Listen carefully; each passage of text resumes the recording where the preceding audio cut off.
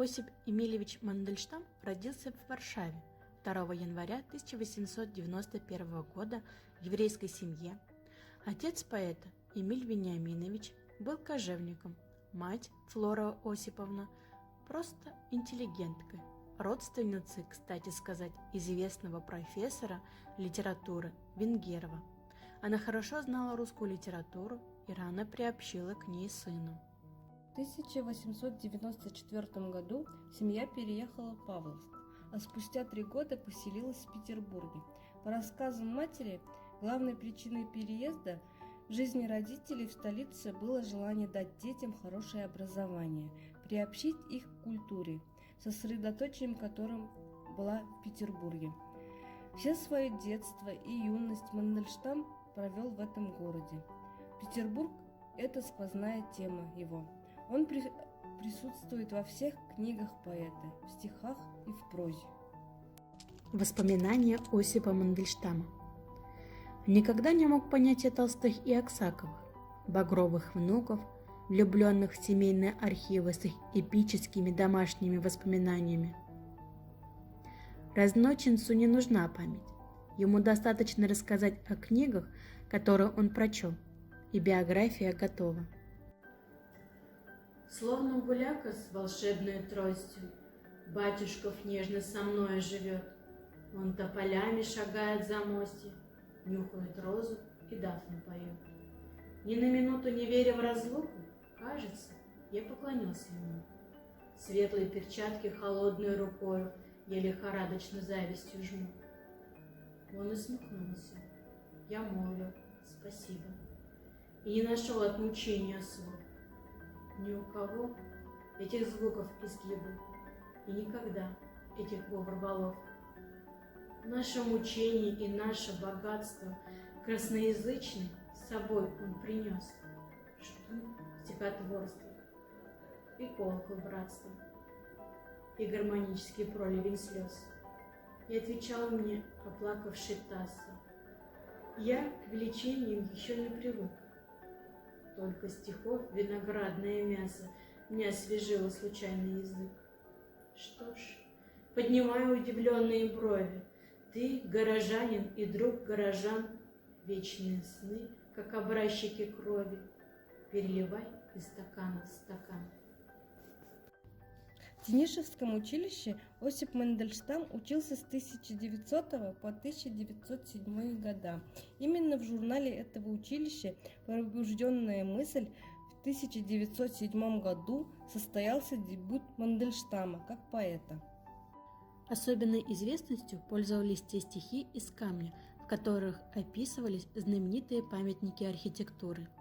Но волновало другое, то, что как бы находилось на периферии книги.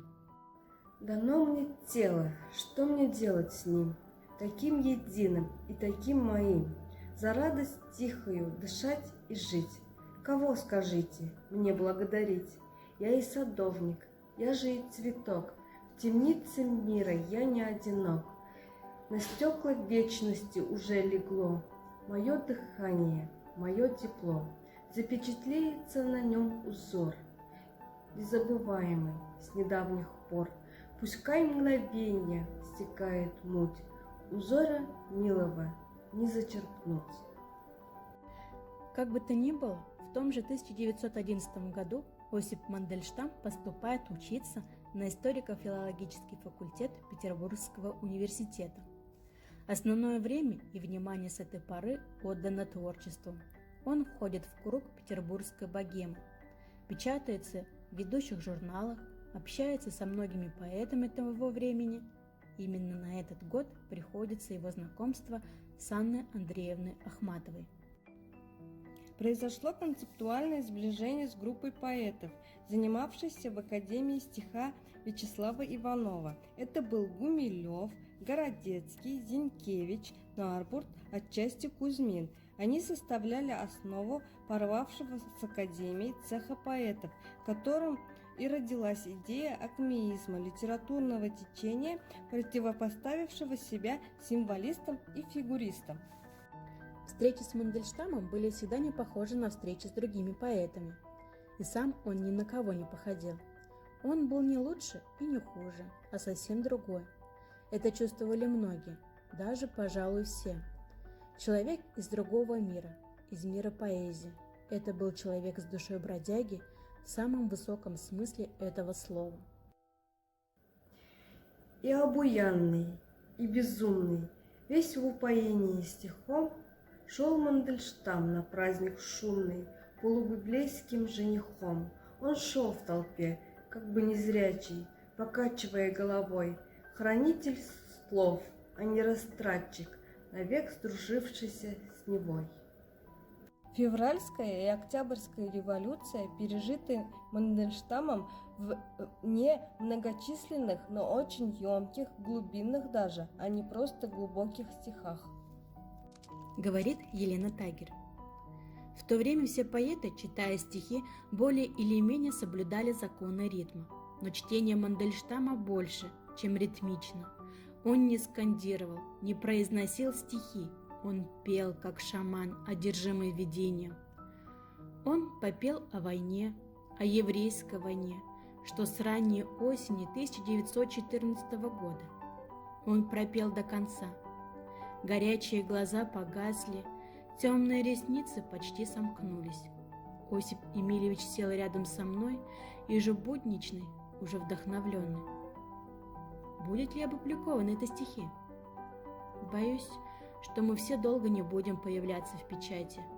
Идут времена безмолвия. И в октябре 17-го года все потеряли мы любя. Один ограблен именем народа, другой ограбил сам себя.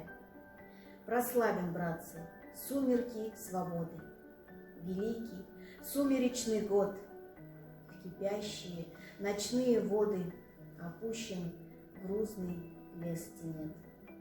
Восходишь ты в глухие годы, о солнце, судья, народ. Прославим роковое бремя, которое в слезах народный вождь берет. Прославим власти сумрачное бремя, ее невыносимый гнет. В ком сердце есть, тот должен слышать время, как твой корабль ко дну идет. Ну что ж, попробуем.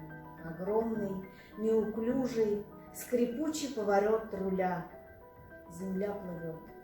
Мужайтесь, мужи, как плугом океан деля. Мы будем понимать и в литейской стуже, что 10 небес нам стоила земля. В 1918 году Петроград перестал быть столицей и стремительно пустел.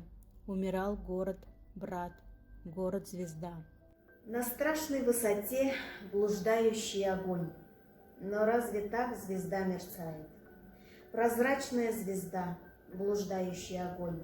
Твой брат Петрополь умирает. На страшной высоте земные сны горят. Зеленая звезда летает. О, если ты звезда воды и неба, брат, твой брат Петрополь умирает. Чудовищный корабль на страшной высоте несется, крылья поправляет. Зеленая звезда в прекрасной нищете. Твой брат Петрополь умирает. Прозрачная весна над черной Невой сломилась, воск бессмертия тает. О, если ты звезда, Петрополь, город твой, твой брат Петрополь умирает. Несмотря на страх, Мандельштам играл с опасностью, как ребенок играет с огнем или малыш лезет в драку с обидевшими его большими оболтусами. Взрывное безрассудство Мандельштама вошло в поговорку. В 1918 году он из рук Якова Блюмкина список заложников, подлежащих расстрелу, порвал его и сообщил о произволе Блюмкина Дзержинскому. Он обозвал товарищеский суд, устроенным Союзом писателей для разбора его жалобы, Мартышинским судом и публично закатил пощечину толстому председательствующему на этом суде. Рукопись Мандельштама «Разговор о Данте» была возвращена ему без единого полемического замечания, но со множествами вопросительных знаков.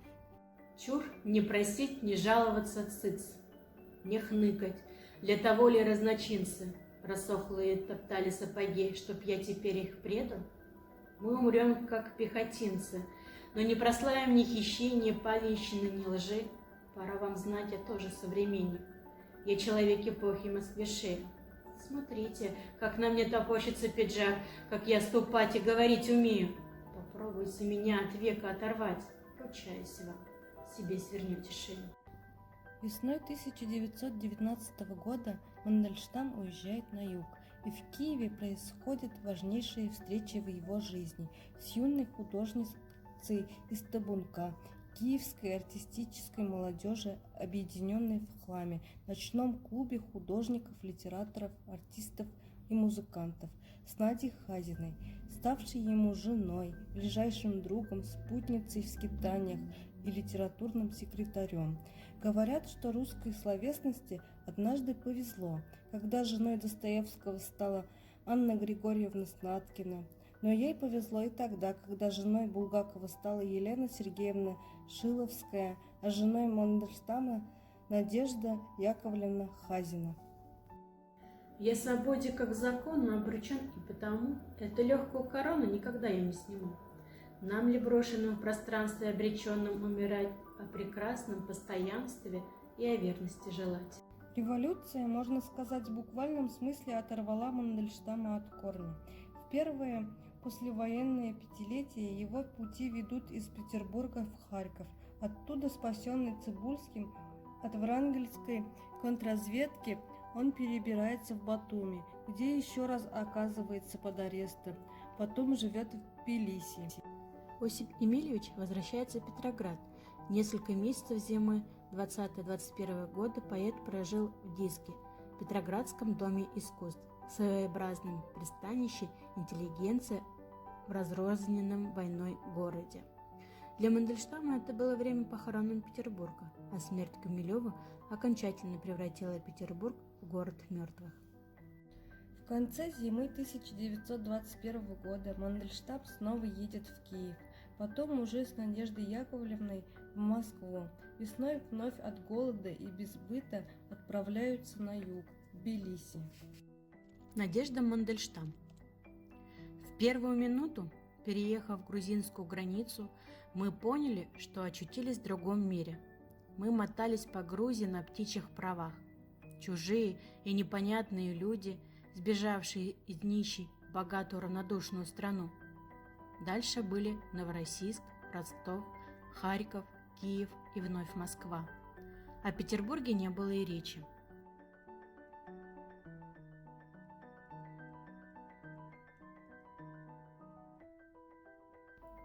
Осип Мандельштам пытается приспособиться к сложившимся обстоятельствам, расширяет диапазон творчества, статьи, эссе, рецензии, бытовые очерки, переводы.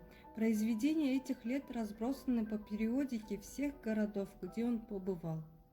В 1923 году выходят 2 сборника, вторая книга и новое издание «Из камня номер», содержащее 86 стихотворений 1908-1922 года.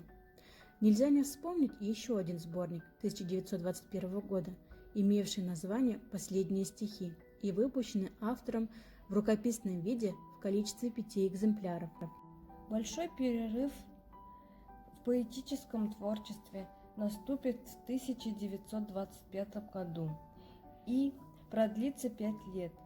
Но все пишущие о нем единодушно считают самыми замечательными и тожащими определенный этап в мировоззрении поэта стихотворения «Век» и 1 января 1924 года. Кто время целовал в измученной теме, сыновей нежностью потом он будет вспоминать, как спать ложилось время в сугроб пшеничный за окном. Кто веку поднимал болезненные веки, 2 сонных яблока больших, он слышит вечно шум, когда взревели реки времен обманных и глухих. Я знаю, с каждым днем слабеет жизни выдох. Еще немного оборвут простую песенку о глиняных обидах и губы оловом зальют. О, глиняная жизнь, о, умиранье века, Боюсь, лишь тот поймет тебя, в ком беспомощная улыбка человека, который потерял себя. Какая боль! Искать потерянное слово, больные веки поднимать и с известью в крови для племени чужого ночные травы собирать. А переулочки коптили керосинкой, глотали снег, малину, лед. Все шелушится им советской санаторкой, 20-е воспоминания год. Ужели я предам позорному злословию, вновь пахнет яблоком мороз, присягу чудную 4-му сословию и клятвы крупные до слез. 1930 год стал роковым годом в судьбе Осипа Емельевича Мандельштама. Говорит Эмма Герштейн. Утром неожиданно пришла ко мне, можно сказать, влетела Надя. Она заговорила отрывисто. Ося сочинил очень резкое стихотворение, его нельзя записать. Нужно, чтобы кто-нибудь его запомнил. Мы живем под собой не чуя страны. Наши речи, как 10 шагов, не слышны. А где хватит на пол разговорца, там припомнит кремлевского горца, душегуба и мужикоборца. Его толстые пальцы, как червь, верны. Тараканьи смеются усищи, и сияют его голенища. А вокруг него сброд тонкошейных вождей, он играет услугами полулюдей. Кто свистит, кто мяучит, кто хнычет, он один лишь бабычет и тычет.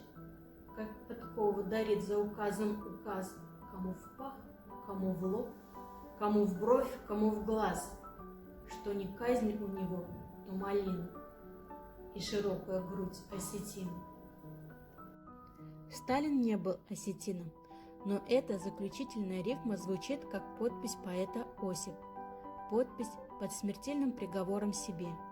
Оборванная ос. Его душили собственные ненапечатанные стихи. И скоро эпиграмму на Сталина знали не только самые близкие и надежные люди. Говорит Надежда Мандельштам. В ночь с 13 на 14 мая 1934 года внезапно около часа ночи раздался отчетливый, невыносимо выразительный стук. «Это за Осей», — сказала я, и пошла открывать. Воспоминания Ахматовой. Ордер на арест был подписан самим Ягодой. Обыск продолжался всю ночь. Искали стихи, ходили по выброшенным из сундука рукописям. Мы все сидели в одной комнате. Было очень тихо. Следователь при мне нашел волка и показал Осипу Емельевичу. Он молча кивнул. Прощаясь, поцеловал меня. Его увели в 7 утра. Было совсем тепло. Надя пошла к брату. Я к Чулковым на Смоленский бульвар. Поэт получил ссылку в Чердынь. Надежде Яковлевне было разрешено сопровождать мужа. Она запомнила слова, сказанные ей Мандельштамом. «А почему ты решила, что должна быть счастливой?» И несла крест жены поэта. Поэта довели до сумасшествия. Это государственное преступление. Поэт отправлен в ссылку. Состояние безумия. Летели ее телеграммы ЦК ГПУ Сталину. Эмма Герштейн. Воспоминания. Когда приговор был смягчен, Чердынь заменили Воронежем. Мы обсуждали, кто добился этого. Ахматова ли, ходатайствовавшая перед Янукидзе, или Бухарин, написавший Сталину. Поэты всегда правы, история за них. Или Пастернак, разговаривавший со Сталиным по телефону. Я говорила, это вы, Надя, вас испугался сам Сталин.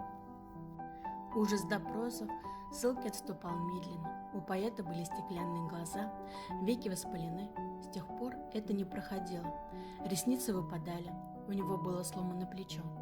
Последствия прыжка во время приступа страха из окна Чердынской больницы. С апреля 1935 года начинаются воронежские стихи. С 1936 года положение осложняется, поэты не печатают. Приближается 1937 год. К этому времени Осип Мандельштам был уже тяжело болен. Врачи не умели и не хотели распознать его болезнь. Он плохо дышал, но продолжал работать. В сущности, он сжигал себя.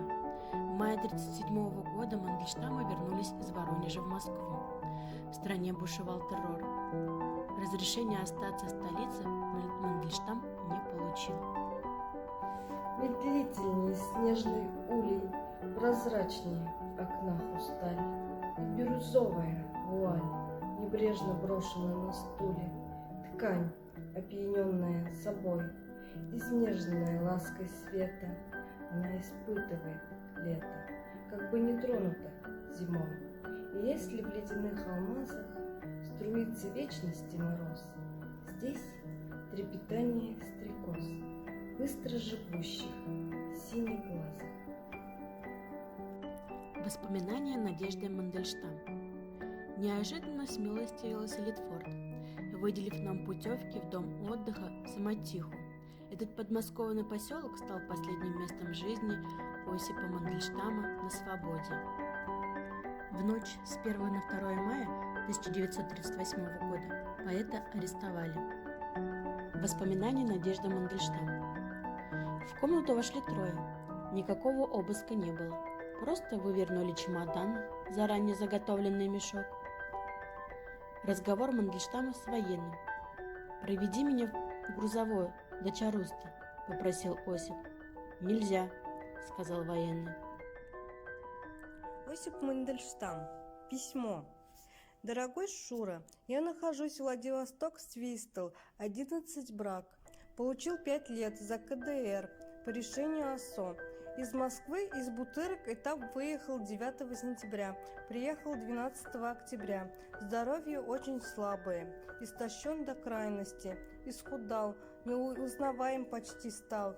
Но посылать вещи, продукты и деньги не знаю, есть ли смысл. Попробуйте все-таки, очень мерзну я без вещей. Это последние строки, написанные Осипом Эмильевичем Мандельштамом. Письмо к брату Александру. Осип Эмильевич Мандельштам умер 27 декабря 1938 года в пересыльном лагере «Вторая речка» в пригороде Владивостока.